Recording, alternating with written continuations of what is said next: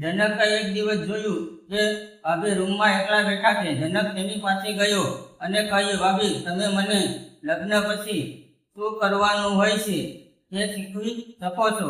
તેની વાત સાંભળી ભાભી ખૂબ જ ડરી ગયા. તેણે જનકની તરફ જોયું. તે સમજી ગયા હતા કે જનક તેની પાસે શું માંગે છે. ભાભી બોલ્યા, હું તારી ભાભી છું, હું તને એવું કંઈ ન શીખવી શકું. પણ જનક બીજું સાંભળવાના મૂડમાં ન હતો. તેણે ભાભીને ગળે લગાડી લીધા અને કહેવા લાગ્યું, પ્લીઝ ભાભી, મને જણાવો કે લગ્ન થયા પછી કેમ કરવાનું હોય છે. તમે મને રસ્તો દેખાડો. ભાભીનો ચહેરો સફેદ પડી ગયો.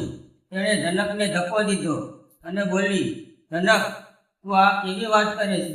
પછી જનક ચૂપચાપ બેસી ગયો અને ભાભીનો હાથ પકડીને બોલ્યો, મહેરબાની કરીને ભાભી, મારી વાત તમે સમજો. તમારી સિવાય મને કોઈ નહીં શીખવાડે. ભાભી વિચારવા લાગ્યા કે આને આ સ્થિતિમાંથી બહાર કાઢવા માટે કંઈક કરવું પડશે. તેણે જનકને કહ્યું, જનક, હું તારા માટે કંઈ નથી કરી શકતી. પરંતુ જનક વારંવાર ભાભીને વિનંતી કરી, પણ ભાભીએ પોતાની જાતને સંભાળતા ભાભી બોલી, જનક, હું તૈયાર છું, પરંતુ તારે. નમસ્કાર મિત્રો.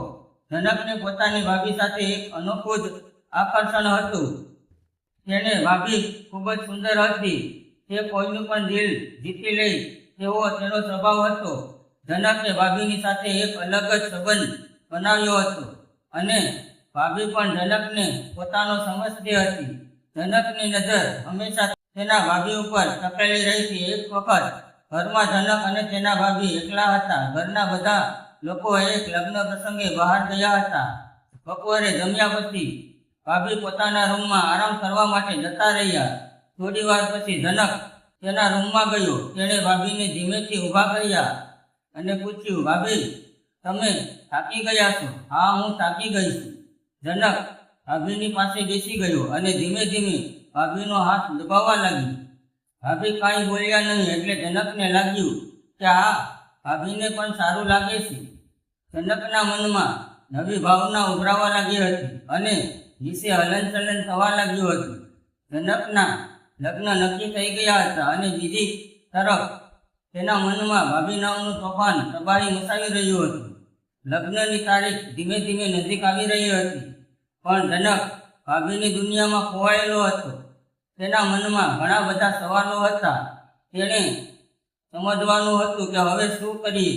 એક દિવસ ભાભી રૂમમાં એકલા બેઠા હતા તો જનક તેની પાસે ગયો અને બોલ્યા, ભાભી, તમે મને લગ્ન પછી શું કરવું તે શીખવાડી શકો છો? મારી વાત સાંભળીને ભાભી ડરી ગયા અને જનકની સામે જોયું. સમજી ગયો કે જનક શું કહેવા માંગે છે. તેને ના પાડી, પણ જનક બીજું સાંભળવાના મૂડમાં નહોતો. તેણે પોતાના ભાભીને નજીક ખેંચીને ગળે લગાડી લીધા અને બોલ્યો, મને નથી ખબર કે લગ્ન પછી સાંજે મારે શું કરવું જોઈએ. તમે મને તેનો રસ્તો બતાવો અને મહેરબાની કરીને મને બધું શીખવાડો. ભાભીએ જનકને ધક્કો આપ્યો અને બોલ્યા, જનક, તું શું વાત કરે છે? તને ખબર છે કે હું તારી ભાભી છું? જનક ચૂપચાપ બેસી ગયો. થોડી વાર પછી બોલ્યો, ભાભી, પ્લીઝ મારી વાત તમે સમજો. તમારી સિવાય મને કોઈ નહીં શીખવાડે. ભાભીએ વિચાર્યું કે જનકને આ સ્થિતિમાંથી બહાર કાઢવા માટે કંઈક કરવું પડશે. જનક વારંવાર ભાભીને વિનંતી કરી રહ્યો હતો. ભાભીએ જનકની આંખોમાં આંખો નાખીને કહ્યું, જનક, હું તૈયાર છું. હું તારી મનની વાત સમજુ છું અને હું તને બધું શીખવવા માટે તૈયાર છું. પરંતુ હું આ બધું તને સાંજે જમ્યા પછી શીખવાડીશ. જનકે ભાભીની ગળે લગાડ્યા અને બોલ્યો, ભાભી, તમે ખૂબ જ સારા છો. સાંજે જમ્યા પછી ભાભી જનકના રૂમમાં આવ્યા. તેણે જનકની પથારીમાં સૂવા માટે કહ્યું. તેણે જનકની ગાલ ઉપર હાથ રાખ્યો અને બોલી, જનક, આજે હું તને ઘણું બધું શીખવાડીશ. તેણે ધીમે ધીમે દુકાન ખોલ્યા અને જનક આ બધું જોઈને આકર્ષિત થઈ ગયો. ભાભી આજે પણ શાકભાજી જેવા તાજા લાગતા હતા. તેણે જનકને પોતાની પાસે ખેંચ્યો અને કાનમાં ધીમેથી કહ્યું. સાંભળીને જનક શરમથી લાલ થઈ ગયો. જનકે ખિસ્સામાંથી એક ટેબ્લેટ કાઢી અને ખાઈ લીધી.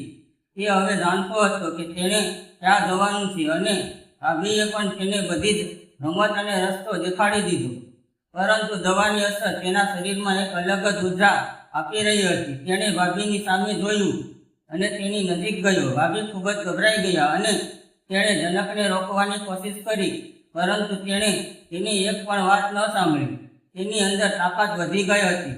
ભાભીને ખૂબ જ દર્દ થયું અને તેણે બૂમ પાડી, પણ જનકે તેને એક પણ વાતનું ધ્યાન ન આપ્યું. ભાભીએ તેને વિનંતી કરી, પણ તેનો ફાયદો થયો નહીં. જ્યારે દવાની ઉર્જા પૂરી થઈ ત્યારે જનક ચક્કર ખાઈને નીચે પડી ગયો. થોડી વાર પછી જનકે જોયું હતું, ભાભીની આંખોમાં આંસુ હતા. તે બાજુમાં બેહોશ હાલતમાં પડ્યા હતા. તેણે ભાભીને પાણી આપ્યું અને તેની માફી માંગવા લાગ્યું અને ભાભીએ પણ તેને માફ કરી દીધો. થોડી વાર પછી તે બંને પોતપોતાના રૂમમાં ગયા. પરંતુ બીજે દિવસે ફરી એકવાર ભાભી રસોડામાં રસોઈ બનાવતા હતા. જનક ત્યાં ગયો અને તે કહેવા લાગ્યો, ભાભી, આજે મને રસોઈ બનાવવા શીખવાડો. અને પછી જે થયું તે કહાનીના બીજા ભાગમાં સાંભળવા માટે વિડીયોને લાઈક અને ચેનલને સબસ્ક્રાઈબ જરૂર કરજો. ફરી મળીશું આવતીકાલે એક નવા વિડીયોમાં. ત્યાં સુધી આવજો. વિડીયો પૂરો જોવા બદલ તમારો ખૂબ ખૂબ આભાર.